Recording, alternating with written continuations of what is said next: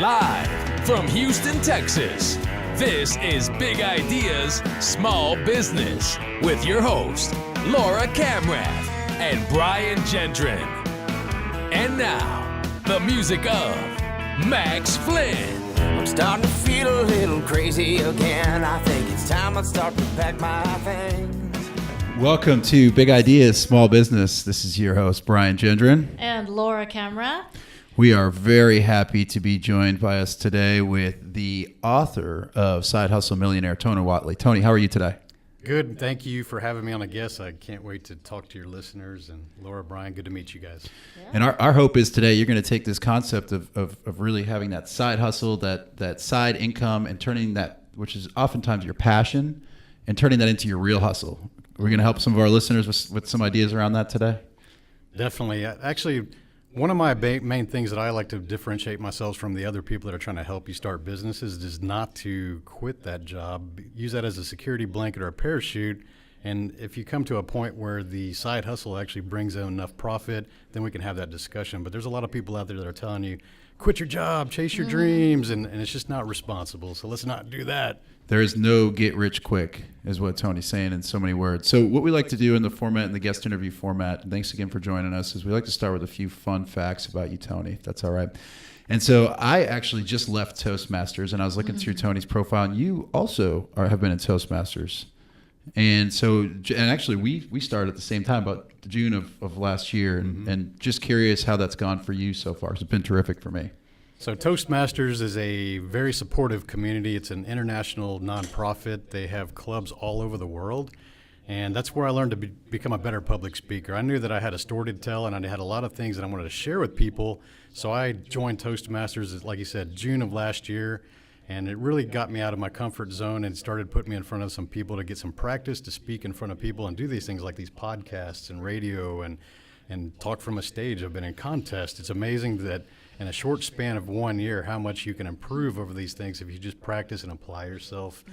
So for anybody out there that needs that confidence and they're definitely scared of public speaking, join Toastmasters. It's really inexpensive, and I think you're going to get a lot of value of that. And you're going to be a different person in 6 months. Would you agree? I can't agree more. Yeah, it's been great for me. Yeah, I haven't actually done Toastmasters, but I actually did a program last year with a company called Red Elephant. And they help people with speaking from stage in a sales sense. So they had where I found out about them, they had a weekend workshop called Speak to Impact Live. And, it was really about like speaking from stage and how to make offers. How do you handle that? What kind of offers do you make and when? When's it appropriate or not appropriate to make an offer? Just like really helping people who want to be speakers for their business. And, also like, okay, Facebook Lives, getting people comfortable with doing them. Hey, Facebook Live. Facebook Live. Hey, that's the number one marketing tool out there, and there's so many people that aren't using it. It blows my mind. Yeah, and then, I just learned how to tell stories from stage because, I'm sure they teach that in Toastmasters, but, to let people connect with you and really be able to see themselves in you and your experience, and so that when you do make an offer that they trust you. Definitely. You want to build that connection, build some level of relatability to your story. Understand that you're not always going to have to be the hero in your story, but if it can compel somebody to inspire them to do something else positive with their life, that's the connection that you're trying to look for when you're trying to do that. So. Yeah, you've talked a lot about your story, identifying your story, getting in tune with your story. So that's a good segue for us to hear, a little bit about how you got to this seat and why we're talking to you today. So I've got definitely an unusual story on the career front. I feel like I've actually led a dual career for the last 20 years. And that was in the project management, oil and gas industry. I started there when I was 18, put myself through college, got the engineering degree. And I've always loved the engineering side of that career path, and I invested a lot of time and money into that and got to a very good, comfortable salary levels in that industry. But I was always something that I'm a very creative person, so I wanted to have a more creative outlet to become a better leader, to build some more revenue, to just being more involved in my own destiny. And so I've always, even starting as a kid, I've always started out small businesses and done things, and whether it's flipping things and buying things cheap and selling them for a little bit more, doing these things, building things by arts and crafts or whatever I could teach myself. I was building web pages. I taught myself a lot of things by reading books and anything I could monetize just to have little side businesses. But in 2001, I actually started my first LLC with a partner in Chicago, and it blew up. It became the busiest General Motors performance website on the internet, and we had over 150,000 registered members when we sold the company in 2007. So this was always a side hustle, and it was creating a crazy amount of revenue for a side business while my partner, it was a side hustle for both of us. We both had full-time careers that were doing pretty well in their careers. And give your listeners an idea, we're making almost $400,000 a year profit from our side business. Wow. And it's around something that you're passionate about around the auto industry, right? Yes, yeah. We were drag racers, and we loved the General Motors Camaros, Firebirds, Corvettes, and that's something we built. For me, I've always been a believer that money follows passion. And I think if you join or start a company with the sole intent of trying to create money, and it's not something you're actually passionate about, you're probably going to backfire on that because you're going to get burned out on that subject, and you're going to be doing it for the wrong reasons. So you got to make sure it's something you enjoy doing if you're going to go pursue that financial goal. Yeah. Yeah, and that's exactly what I was going to say. The reason you're able to have that level of success was because it was something that you're passionate about. And that's what's key, especially if it is your side hustle. Look, you have that parachute, you have that core job that keeps you stable. So then on the side, and I imagine this is a lot of this content, it's when you can pursue that passion and do some deep thinking about what you are passionate about, and you actually give yourself that time and the permission to explore that and hopefully monetize that. Yeah, definitely. So one of the big things I would like to relay to the listeners about the side hustle industry, it's a large industry, a large community nowadays. You hear about the side business type things a lot, especially in the digital space, because there's a lot of companies that you can actually start, and they only take maybe an hour of your time, and they can bring in real revenue if you build the right business model. But my overall looking from this thing is there's a lot of communities and podcasts out there on this subject and books on this subject, is that the side hustle community in general just thinks too small. And that's why the book Sidehustle Millionaire, because I want to get you into a different mindset to understand the scalability and all the things that the hobbyist type side hustlers do wrong is they don't think about real financial goals in 1 year, 5 year, 10 year. They don't think about terms of scalability. They don't think about terms of scalability in their hours they're spending on doing these things. So a lot of times people want to start a business around a little hobby or a little thing they want to build or a trinket, something that consumes a lot of time and energy. And if you're working a full-time job, you're just not going to have that. We just don't have that kind of time to do that. So I try to think about businesses that you can run in 1 to 3 hours, maybe per day or less. And some business models, once you set they're fully automated, you can run them in 10 minutes a day just by checking the logs and analytics and making a few adjustments and going to work. That sounds like one of Laura's favorite books, 4 Hour Work Week. Oh, Love that book. Yeah, Figured. Love that book. I've read it a few times. Yeah, I need to read it again. Every time you read Tim Ferriss's book, you learn something else. Yeah. Because there's just so much in there to consume. You can't consume that entire book in one sitting. You just start to glaze over. Yeah. Well, let me put some practicality to what you just said in our own world. So we've been doing this podcast now for about a year, and it's a side hustle or it's a hobby. And just recently, I asked Laura, what do we want to do with this podcast? And set those goals. And there's financial goals involved with that. And then once we did that, well, now here we are with Tony Whatley saying, it's changed our whole direction. It's changed our whole purpose. And we knew we were passionate about it, but if you're thinking too small, that passion almost goes to waste. Agreed. You just got to think bigger. And like anything else, it comes from my project management background as well. As I have a finished product or an end result that I'm looking for, and for me that'll be a financial goal or some company size or whatever we define for your company. But then you just have to identify the steps to get to that finish line, put them on a calendar, and just adhere to that plan, that schedule. And that's what most companies just they fail to do that. I see a lot of the companies I help start, they don't have a plan in mind. So to me, that's just like they're wandering around in the forest with no map. They just have no end goal. They have no exit plan strategy. They have nothing in mind other than they just like this widget or they like to do this service that they do.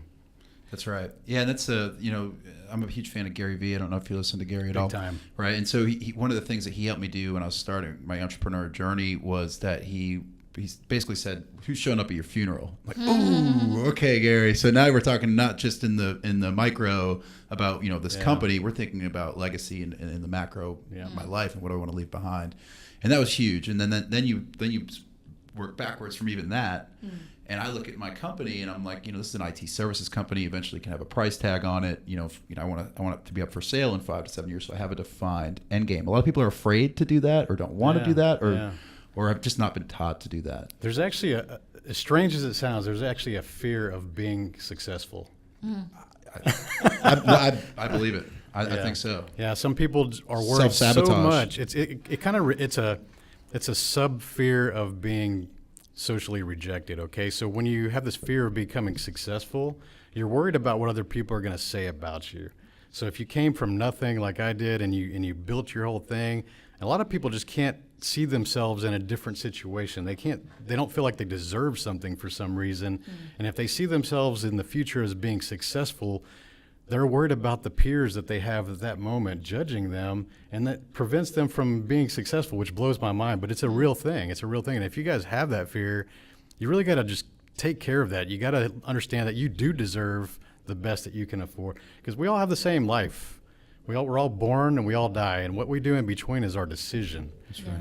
And so you got to really just look at that fear and look at the people that you're worried about being judgmental. If they're going to be judgmental of you, they're not your real friends anyways. Because real friends and people that actually are happy, they support you in your dreams and whatever you want to do. So you got to kind of start to think about, these are decisions we make. They're not emotions. You got to put the decisions before your emotions. That's very sage advice. And what he's talking about, that fear, comes somewhere from your childhood. There are people that can work through that with you if you need to, if you really struggle with that. Yeah. Yeah.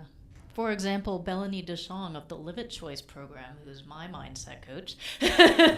I'm actually going to a workshop for her coaching program on Friday. But, as entrepreneurs, I think we all have, we all have our stuff that we deal with. And I think once you become an entrepreneur, at that point you have to face your own stuff like you've never had to before, because there's nobody but there's nothing to hide behind. It's all you. And so, okay, well, how are you showing up? And we talked last week, we had a speaker named Kalia Guillory about how are you showing up? Are you showing up as your 100%? And if you're not, then, that's something to work towards, not only in your business, but personal as well. So, and speaking of Kalia, I had a question for you as well. Kalia, she's a speaker, a very inspirational woman.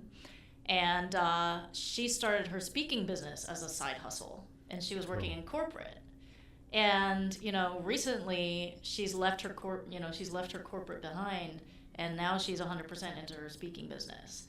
So my question to you is, when does your corporate job or your when does that steady job become a lifeboat where it's being a crutch rather than being supporting your side hustle?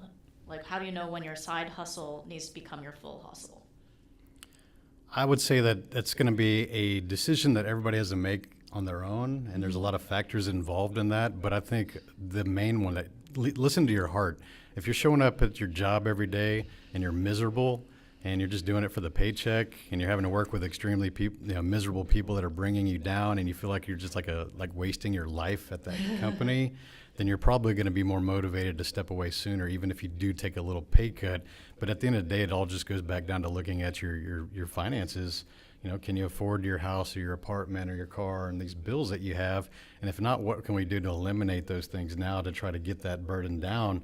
And then maybe you're moving your targets towards each other, so this business can be building revenue, but you're also reducing costs. And you just have to. It's kind of like most people, they look at pain and they accept a certain amount of pain. And if they're not going to change, that means they haven't felt enough pain yet.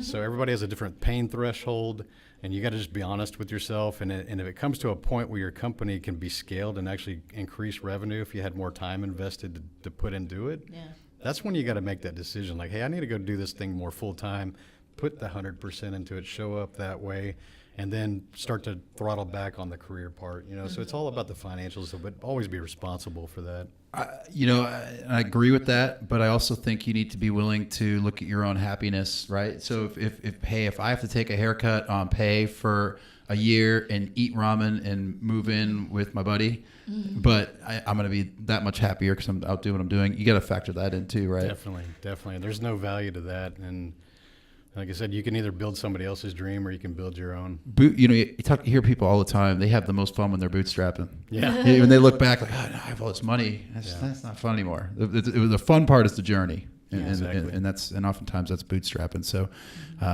certainly don't let that hold you back too much. If financially it doesn't quite work, you guys got to make it work. Yeah. It means you might have to make one more sale or work one extra hour, but you just got to make it work. It's amazing what you will figure out to be creative to create income when you need it. Out of desperation, out of survival. That's oftentimes where where creativity comes Definitely. into When play. you got your back against the wall, you're painted into a corner, you will become creative by necessity. And you're going to find out a lot of things about yourself. And again, you're not going to trade that happiness for that. So Good.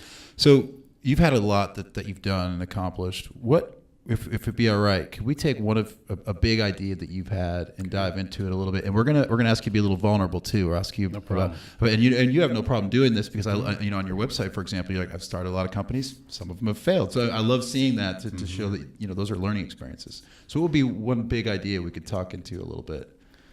I would say don't be afraid of becoming who you envision yourself to be. There's a lot of people out there. It kind of goes back to people that talk about, or you're worried about what other people are going to judge you in your corporate level, your career level, and they want to put you in a categorical box that they define for you. So they may think like, hey, you're just an engineer, or you're just a teacher, or these labels that we kind of live with daily. We work really hard to establish those labels, but don't ever be afraid to step out and understand that maybe that was just that phase of your life, and that you're in control of what you want to be regardless of what other people say. And if you're going to live your entire life worried about how other people perceive you, then that's going to be a miserable life because you're never going to be true to yourself. And I've always wanted to do things. I'm a teacher at heart, and I love to help people. And I've always done that even within my oil career. I've always voluntarily took those mentor roles and took the young engineers and project managers and try to build them up into their potential. And I've always loved doing that. And so about a year ago, I decided, I've got this calling. I've got a lot of experience. People always come to me for advice on starting their companies. I was like, I get a lot of good feedback. I've seen a lot of good results in the last 10 years. And they said, you should be doing this full time. Yeah. And I was like, it's really hard to walk away from that oil and gas salary. It's a lot of money to walk away, and I have a lot of time and a degree invested in that. But it was something that compelled me about a year ago. It's like, I'm just going to be more public about it. I was doing all this stuff in the background because I didn't want the corporate side of my life, my dual purpose, didn't understand what I was doing. Not that there was a conflict of interest, but it was just that I didn't see it as a benefit to help me.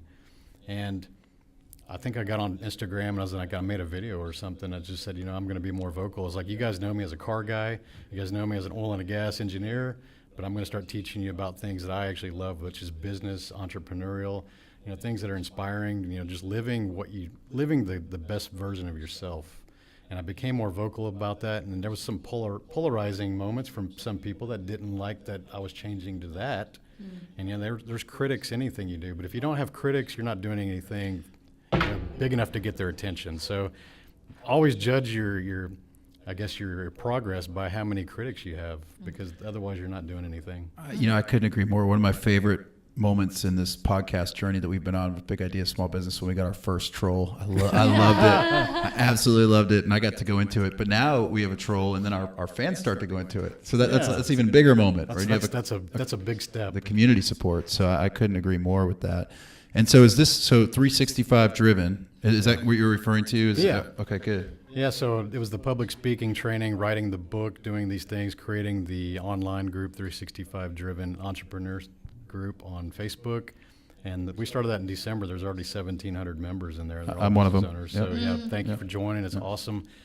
And, I try to give a lot of value. I try to share these videos and things like this and write the book and share excerpts. And I'm always answering messages and trying to help people.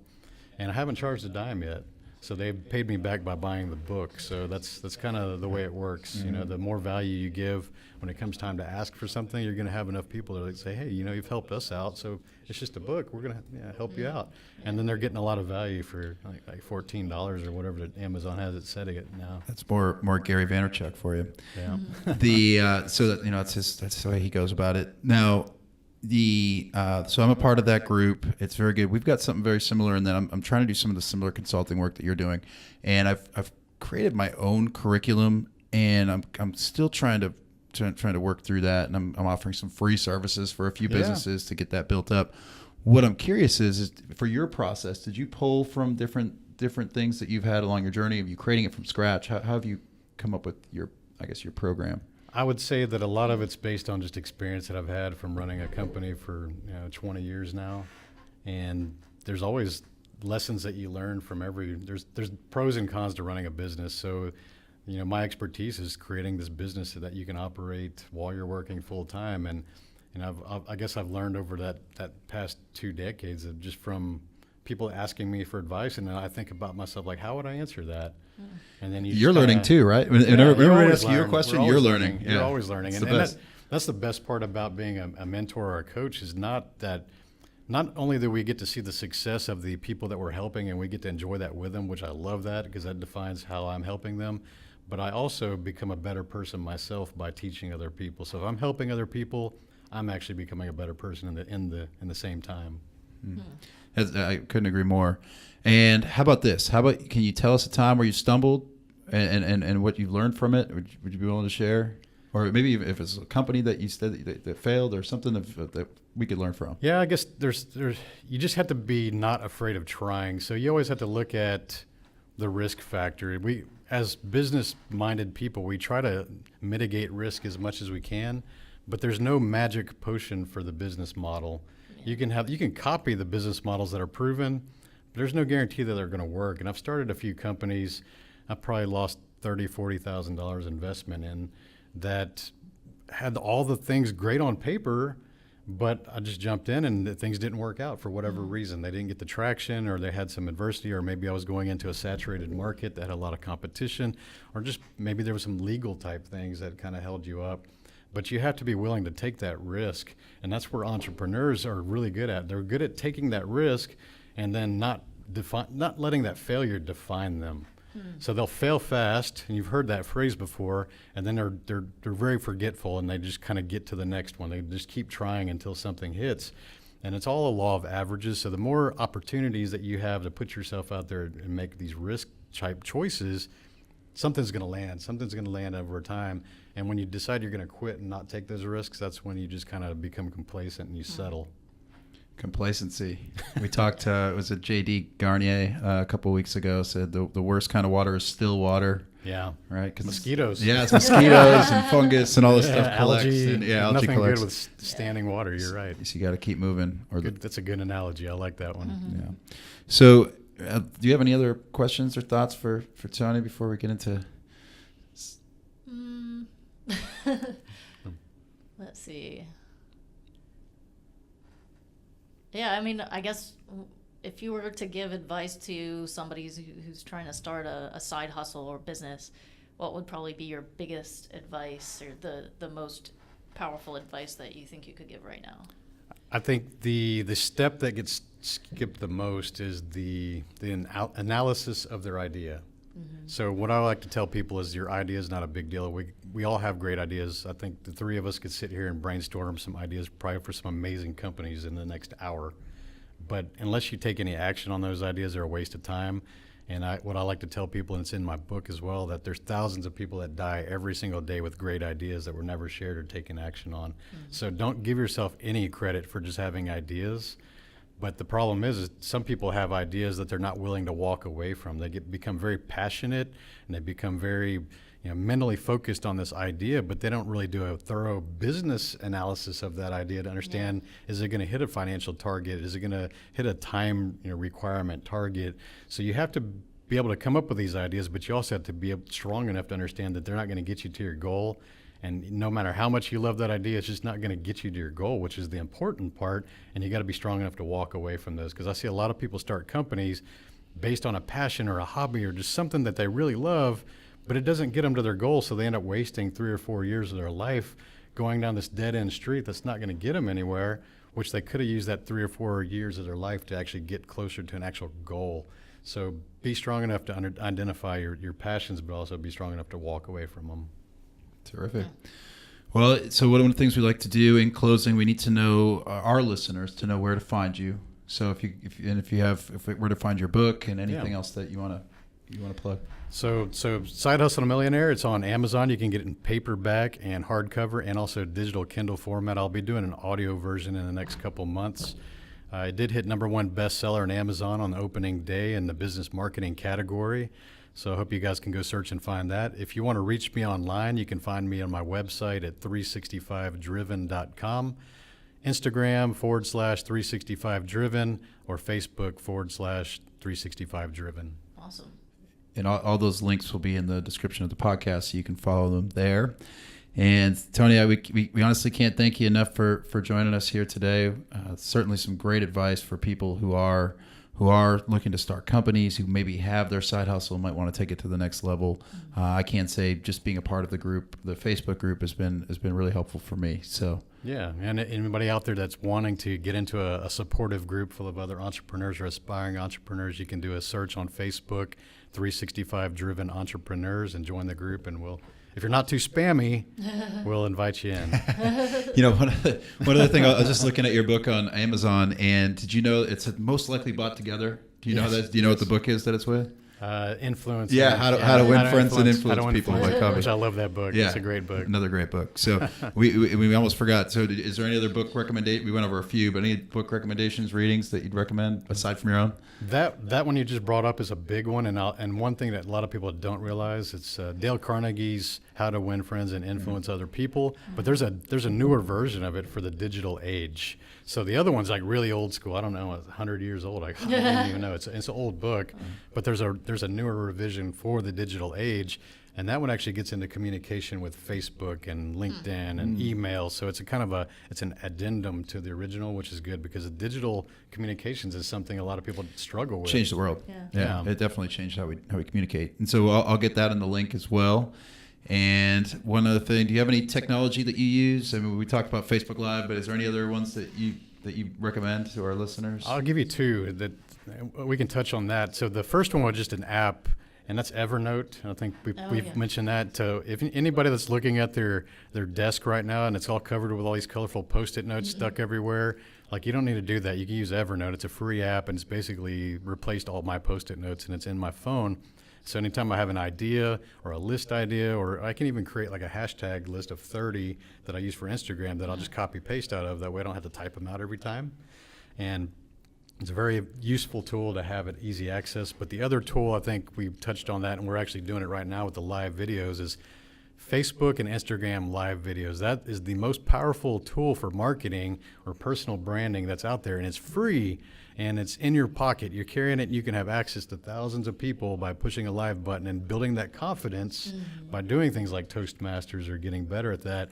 But what blows my mind is there's so many people out there in the marketing space or the personal branding space that are intimidated by going live. Yeah. And I get it. It's a fear factor you got to overcome. But if you're, I got a lot of car people in my audience. They love cars, right? So if you had a tool set and you're building something and you had the best tool to build it, why wouldn't you use that tool to do what you need to do? And to me, that's Facebook and Instagram Live.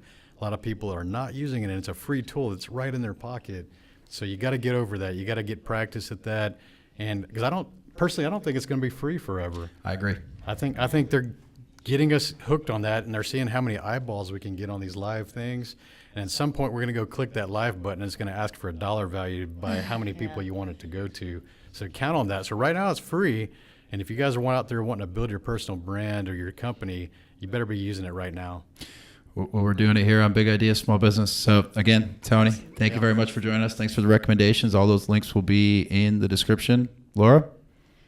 Thanks for watching, everybody. Thanks, Tony, for coming. This was awesome. It was great meeting you, getting to know you a little.